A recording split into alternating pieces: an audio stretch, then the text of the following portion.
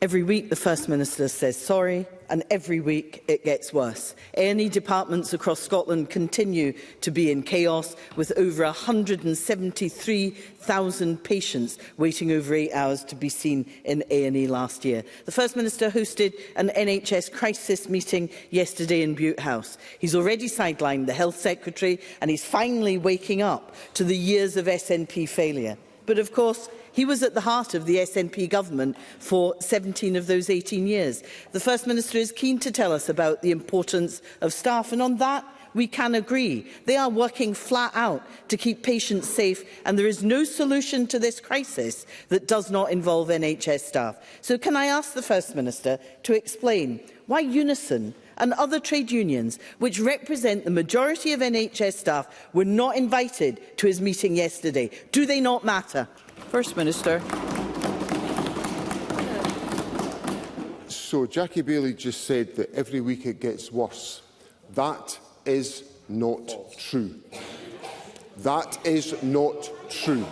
So look, listen. I'm getting lectured about the importance of accuracy in what we all say to Parliament, so Jackie Baillie better listen to what I'm going to say to her about her statement.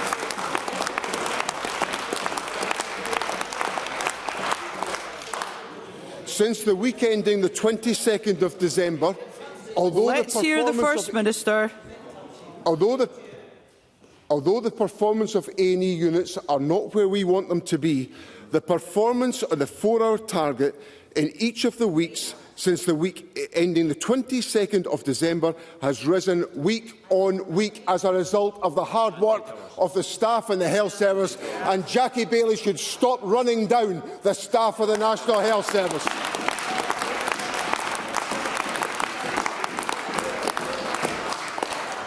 And for her information, over 1 million patients have been treated in Scotland in the last year within the 4-hour target, and that's because our staff deliver on our behalf, and we're very proud of them into the bargain. And I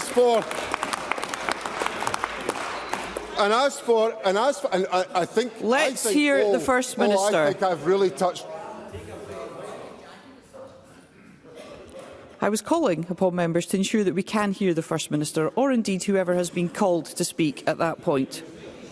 I don't think Jackie Baillie wants to hear the fact that she's giving factual inaccuracies to Parliament today. I don't think she's interested in hearing that.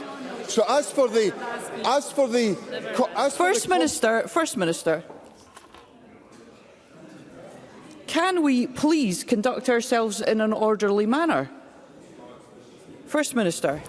I'm going to explain to Parliament the fact that Parliament's getting incorrect information shared with it by Jackie Baillie, and if Jackie Baillie, First Minister, this is wholly unacceptable.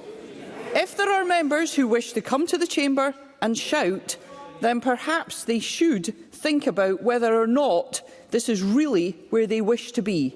We have a great...